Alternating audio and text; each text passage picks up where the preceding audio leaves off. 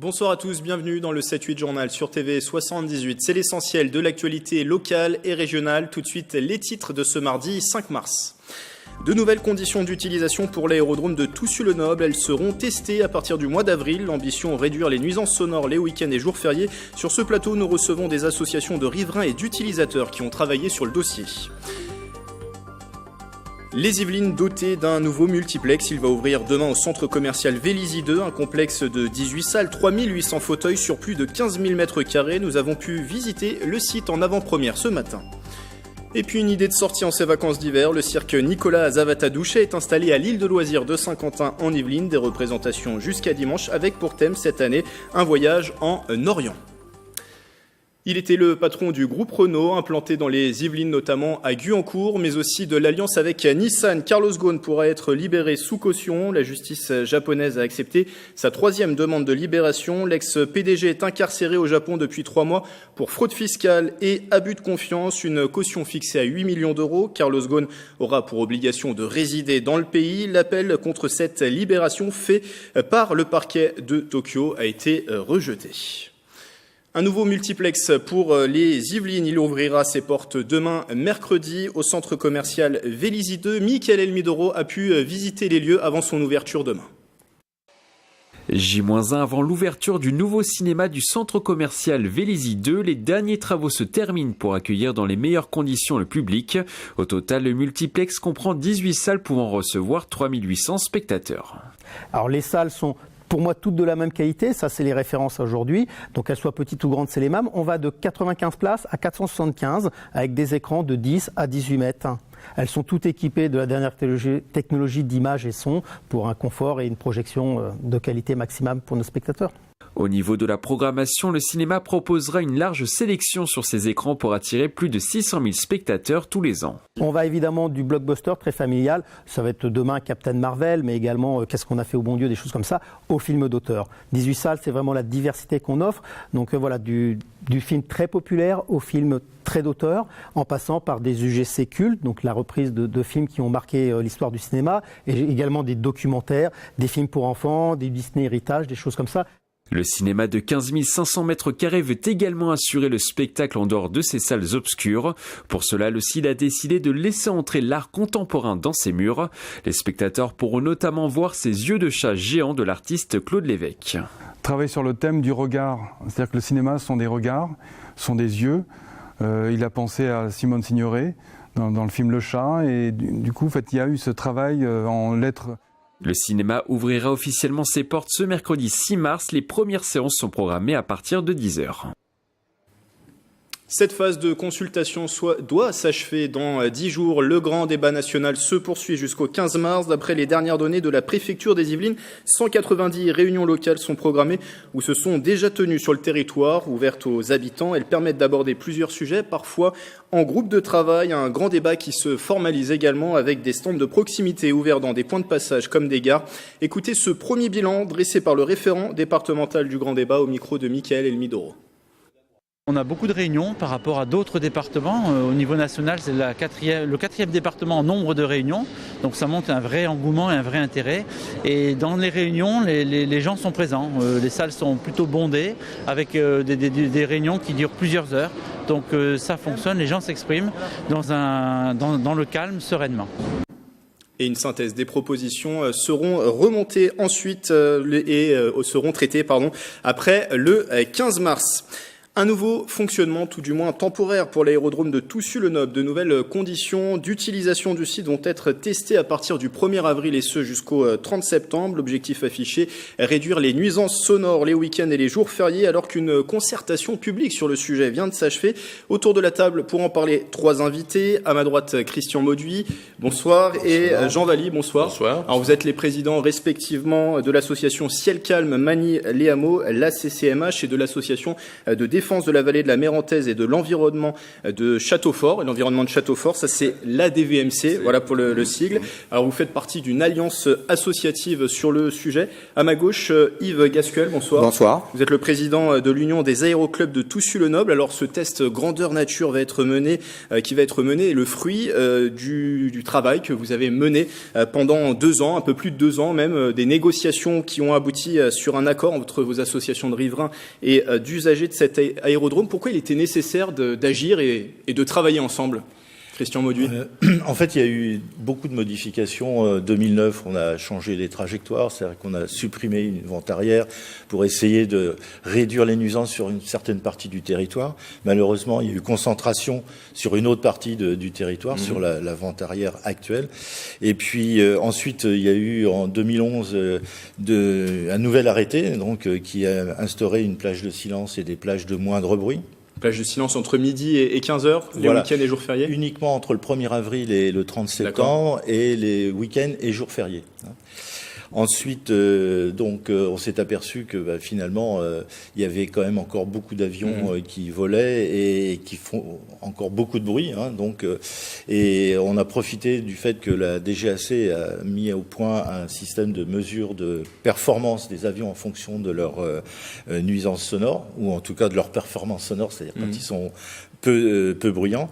Et donc, on a profité de ça pour essayer de mettre, des permissions ou des autorisations aux avions qui étaient moins bruyants et au contraire pénaliser ceux qui étaient très bruyants parce que c'est ceux-là qu'on entend le plus, évidemment. Un travail de longue haleine également du côté de votre association, Jean Valli ? Oui, on a participé au même titre que plein d'associations des environs à cette élaboration. Et je voudrais dire que depuis cette année, c'est la première fois finalement, depuis l'arrêté de 2011 qui a instauré la plage de silence, c'est la première fois que les utilisateurs, les usagers, les aéroclubs et nous autres associations avons réellement pu discuter ensemble et mettre au point un accord qui se décline en 8 articles. Et qu'on va avoir le temps de présenter. Je voulais juste donner la parole d'abord à Yves Gascuel. Pourquoi aussi c'était nécessaire côté usager de trouver ce terrain d'entente finalement ? Alors donc moi je représente l'UAT, une association de pilotes, et notre objectif est de voler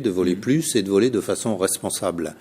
Et donc ce que nous souhaitions, c'était avoir la possibilité de récupérer un droit de voler sous condition pendant ces plages de silence, et en l'occurrence de permettre aux avions les moins bruyants de voler pendant ces plages de silence. Et ce qui nous a permis de faire cette avancée à la base, c'est la mise en place d'un outil de mesure du niveau sonore des avions qui s'appelle Calypso, qui a été mis en place par la DGAC et qui classe les avions en 4 catégories. Il y a la catégorie A qui représente les avions les moins bruyants, la catégorie B, ceux qui sont un petit peu plus bruyants, ça va jusqu'à D. Sachant qu'une conversation moyenne, comme celle que nous avons aujourd'hui, génère un bruit qui correspond à peu près au niveau de la catégorie C. Donc il y avait effectivement des préoccupations des deux côtés. Juste avant de présenter les termes de cet accord qui a nécessité quand même, on le rappelle, plus de 2 ans de négociations. Est-ce qu'on est satisfait des deux côtés ? Je vous donne d'abord la parole à vous, Yves Gascuel, côté usager. On a beaucoup travaillé. Au début, on se connaissait pas trop, on se comprenait pas forcément. Et petit à petit, au fil des réunions de travail, on a appris à se connaître et à se comprendre. Et je pense qu'on a trouvé un accord qui est équilibré. Sur certains côtés, les usagers auraient voulu obtenir un peu plus. Je suis certain que côté riverain également.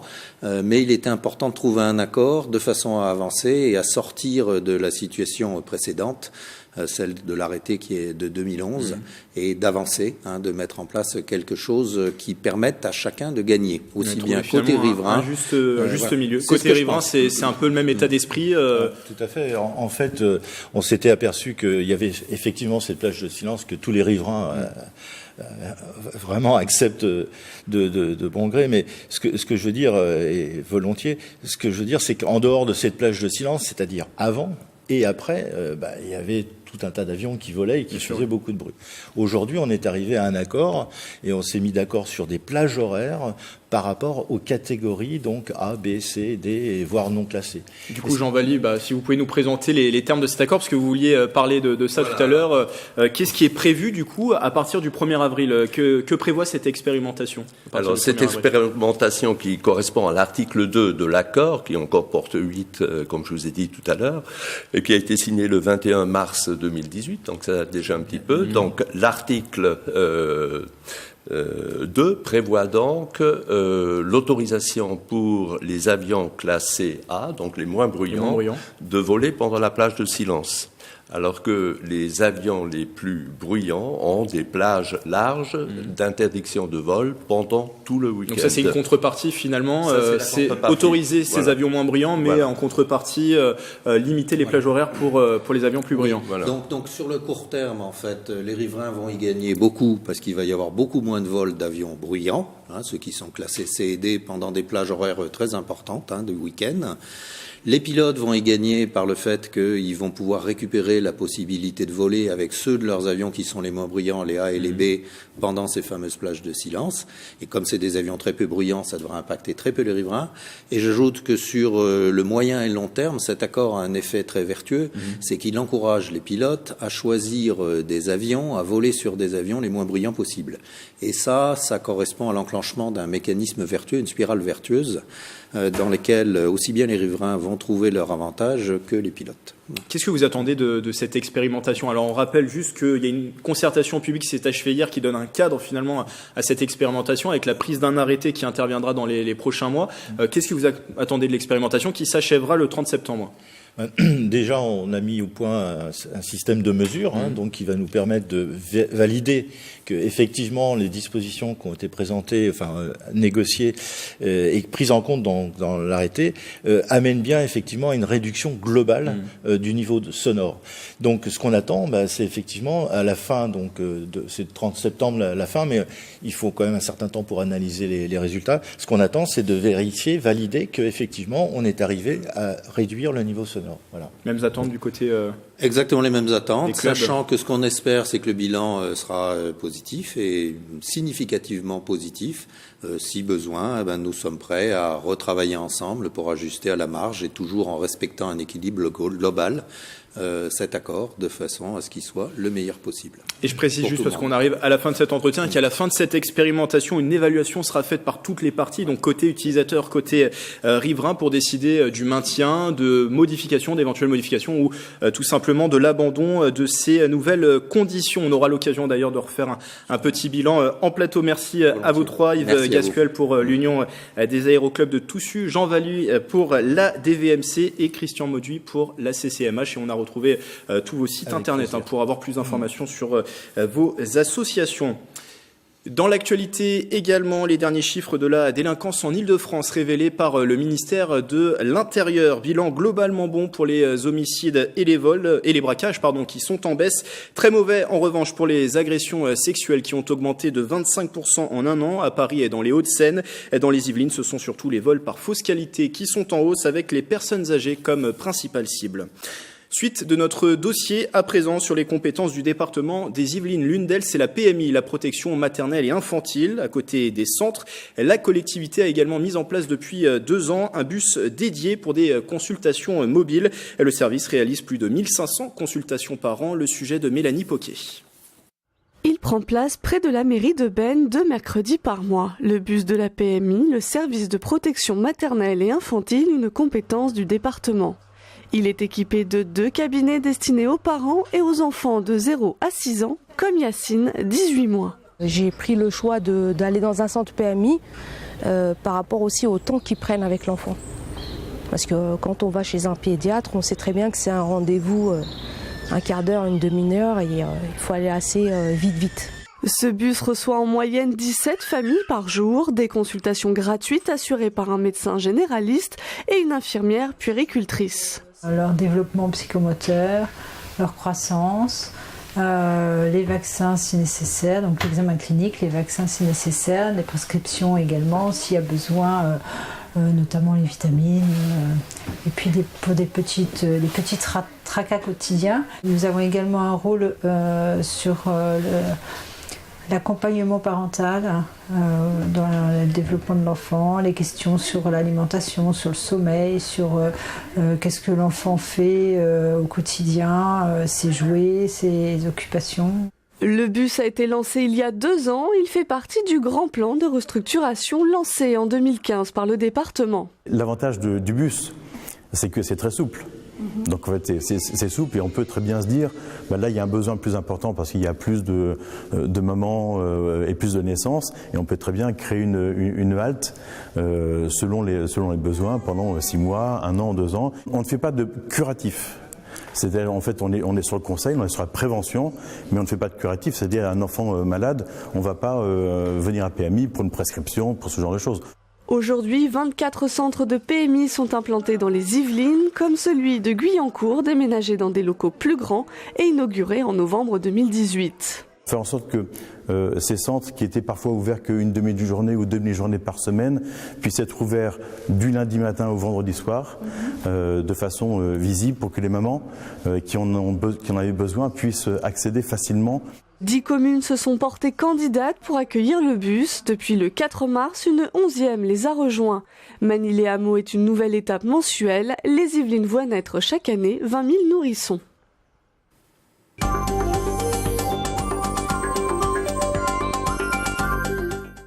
Mélanie Poquet que l'on retrouve en plateau, bonsoir. Bonsoir. Tout autre sujet, le retour de votre coup de cœur culture, une histoire dont vous allez nous parler. Mireille Laplanche a 16 ans, depuis 3 ans sur Facebook.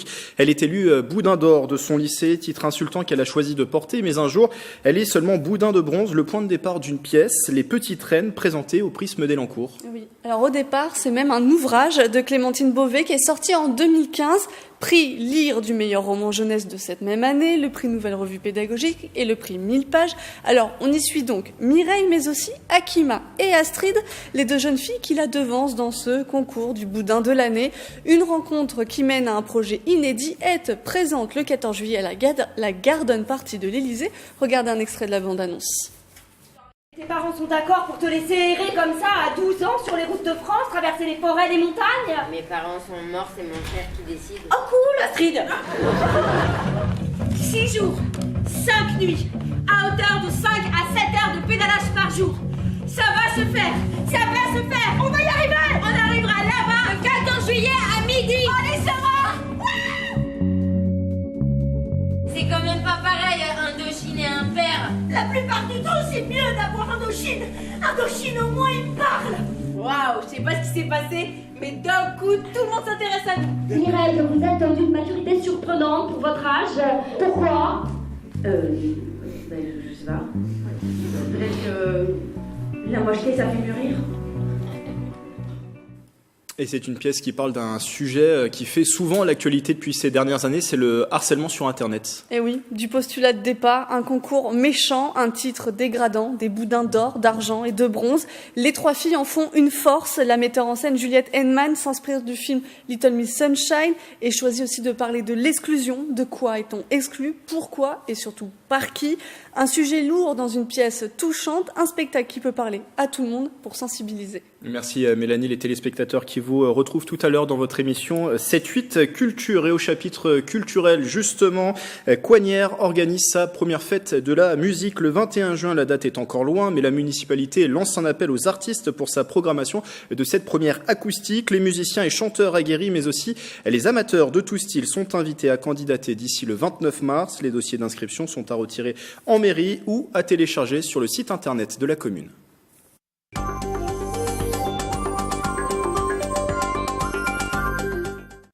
Le rendez-vous est habituel en ces vacances d'hiver. Le cirque Nicolas Zavata Production Douchet s'installe à l'île de loisirs de Saint-Quentin en Yvelines. Des représentations programmées jusqu'à dimanche avec une promesse cette année, un voyage en Orient. Pour en parler, Fredo Douchet, bonsoir. Bonsoir. Vous êtes l'un des directeurs de ce cirque Nicolas Zavata. On va présenter bien sûr le spectacle de cette année. Déjà, pour commencer, votre cirque fait partie de la grande famille Zavata. Quelle est la particularité de la production Douchet ? Alors la production Douchet fait du cirque depuis 8 générations avec mes filles qui sont sur le spectacle. Et puis on perpétue ce grand nom qui est du cirque Zavata. Et on est toujours conscient de passer en région parisienne, sur l'île de France et tout ça. Car notre public nous demande beaucoup, surtout ici même à la base de loisirs de Saint-Quentin en Yvelines. On est toujours content de venir parce que déjà sur notre site internet, on est déjà réclamé depuis au moins 2 mois que les gens viennent. C'est une vraie tradition familiale qui se transmet, vous le dites, de génération en génération. Mon père, mon grand-père, mon arrière-grand-père faisaient déjà du cirque.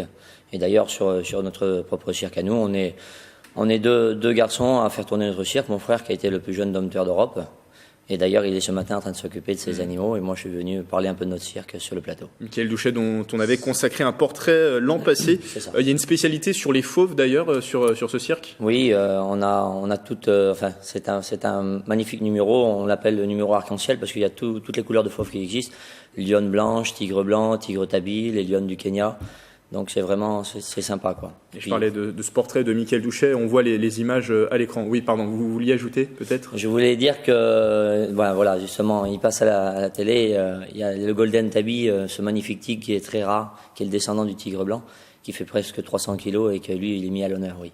Et c'est une vraie passion, vous le disiez, c'est un vrai plaisir de revenir chaque année, de présenter un nouveau spectacle? C'est ça, cette année c'est sur le thème de l'Orient, donc il y a des musiques orientales, tout ça, c'est vraiment sympa, c'est féerique tout le long du spectacle, on reste dans le thème et c'est sympa, puis en plus dans le désert de l'Orient on a retrouvé la lampe du génie et Aladdin, et franchement cette année le spectacle est sympa et ça donne envie, même nous tous les jours, de se remettre en scène parce que le thème est vraiment sympa. Et d'ailleurs, chaque jour, derrière ces représentations, il y a bien sûr la troupe de votre cirque. Présentez-nous cette troupe, de qui se compose-t-elle cette année? Alors, cette année, on a encore une troupe qui vient du Brésil, les Souza, qu'on met à l'honneur, car cette année, justement, c'est la fête des 160 ans du trapèze volant. Et donc, on a mis à l'honneur les Souza, où ils sont une troupe de 7 personnes à nous rejoindre sur la tournée. Et ils nous font un magnifique numéro de trapèze volant. Ils nous font aussi un magnifique numéro de magie. Et il y a plein d'autres numéros qui nous font parvenir des numéros à grande sensation. Et d'ailleurs, comment ça se déroule une année pour le cirque Nicolas Zavata? Il y a d'abord une phase, j'imagine, de préparation, après toute une tournée qui se déroule? C'est ça. Alors déjà, on trouve un thème. Et un thème accrocheur, comme cette année sur l'Orient, c'est vraiment sympa parce que justement ça concorde avec toute la ménagerie du cirque, car on a des chameaux, on a des Watusi, des bœufs d'Écosse, et c'est sympa d'emmener des musiques orientales derrière. Après, on trouve une équipe qui vient rejoindre la grande famille du cirque sur une année, parce que au cirque Zavata et dans tous les cirques, on appelle ça la grande famille du cirque. Il y a des familles qui viennent de toute l'Europe nous rejoindre pour une année, et ça fait la grande troupe de l'année. Et cette année, on est une trentaine de personnes à faire le spectacle, que ce soit devant au spectacle dans la piste ou dans les coulisses. Et d'ailleurs, on a aussi encore un grand clown qui nous vient encore du Portugal, car pour moi, même si au trapèze, c'est les Brésiliens les meilleurs, mais les clowns, pour moi, c'est les Portugais. Et cette année, j'ai encore voulu avoir un grand clown portugais, Humberto Munoz. D'ailleurs, vous l'avez dit, alors cette année, le thème, c'est le voyage en Orient. Le thème, chaque année, comment ils se choisissent? L'idée, c'est de voyager, parce que c'est des thèmes souvent qui invitent au voyage, en tout cas. C'est ça. Alors, c'est toujours, pour nous, c'est toujours assez dur à trouver quelque chose qui accroche, déjà, qui reste dans du rythme, parce que le cirque, on doit être dans un rythme. On emmène les gens à faire un voyage, comme vous venez de le dire, mais on ne doit pas avoir de temps mort. Et puis après, il faut associer les numéros qui correspondent avec ce thème. Donc cette année, la magie, ça va avec le thème, comme je vous disais, toute la ménagerie qui concorde avec le thème. Mais ça nous vient comme ça, on se décide, on est plusieurs, avec nos enfants et tout, on discute ensemble. Et puis dès qu'il y a un thème qui accroche et puis qu'on pense que ça peut aller pour la tournée, eh ben on se lance dedans, puis on voit s'il y a une équipe qui veut nous suivre sur cette tournée. Et vous en parliez tout à l'heure, quel genre de numéro on retrouve? Alors sans tout dire, sans tout dévoiler, parce qu'il faut venir voir le spectacle, mais quel genre de numéro? Bien sûr, on a près de 40 animaux, donc le spectacle est fort sur les animaux. La cavalerie, les fauves, comme on parlait tout à l'heure. Mais après, c'est des numéros à grande hauteur, comme du cirque aérien, un magnifique numéro de trapèze volant, la magie, il y a de l'équilibrie, il y a aussi des sangles aériens. Il y a vraiment pas mal de numéros et c'est féerique tout le long parce qu'on reste vraiment dans le thème tout le long du spectacle sur Aladdin et le génie de la lampe. D'ailleurs, à la fin du spectacle, vous retrouverez le génie qui sort de sa lampe. Et quels sont les jours de représentation, les horaires? Alors là, il y a des spectacles tous les jours de la semaine à 16h jusqu'au samedi, sauf le dimanche qui est à 15h, donc tous les jours 16h, dimanche 15h. La tournée qui va se poursuivre aussi après l'île de loisirs? Sur Évreux.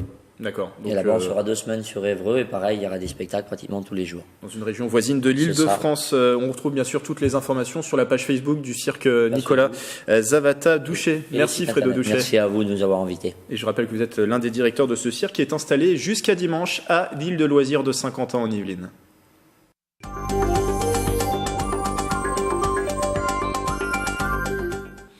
Avant de refermer ce journal, un cimetière qui prend des allures de plateau de tournage à la Verrière. Le réalisateur Tony Chasselas tourne actuellement une web-série sur de la science-fiction. Michael Elmidoro et Aurélie Ronze ont pu suivre les premières prises.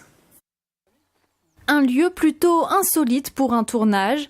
Dans les allées de ce cimetière de la Verrière, on tourne le premier épisode d'une web-série intitulée R&R, Rêve et Réalité. Aux commandes, Tony Chasselas, un réalisateur verriérois de 35 ans. On a Lucas, c'est un journaliste local qui vient de perdre son grand-père. Et la perte de son grand-père, elle touche énormément. Ce qui se passe, c'est qu'il commence à faire des rêves et les rêves, il se demande si ces rêves sont réels en fait. Ne souhaitant pas dévoiler l'intrigue, le réalisateur n'en dira pas plus sur le scénario de cette web-série qui comptera 8 épisodes de 12 minutes. J'ai lu le scénario et j'ai tout de suite kiffé l'histoire. Et du coup, je me suis dit, ok, c'est parti, on y va. Ça m'a tout de suite plu. Après, voilà, il y a beaucoup de films qui se sont inspiré de tous ces voilà, différents temps, différentes dimensions et tout ça, ça me plaît. C'est de la SF, mais c'est fait de manière assez subtile et c'est assez bien écrit en même temps. Du coup, c'est pour ça que ça me plaisait de faire partie de ce projet-là. Ce n'est pas le premier projet cinématographique pour Tony Chasselas. TV78 l'avait suivi en novembre 2017 sur le tournage de l'un de ses courts-métrages, Sertruem, Meurtre en Verlan. Pour cette web-série, le réalisateur a fait uniquement travailler son imagination. Les personnages, ils sont totalement fictifs. Je me suis même pas inspiré de quelqu'un qui existait ou quoi. C'est vraiment tout ce que j'ai dans la tête. C'est un mélange de tout ce que j'ai et que je mets sur papier comme ça. Une partie de la série sera également tournée à Coignières. Elle sera ensuite diffusée sur les plateformes de streaming. C'est la fin de ce journal. Belle soirée avec TV78.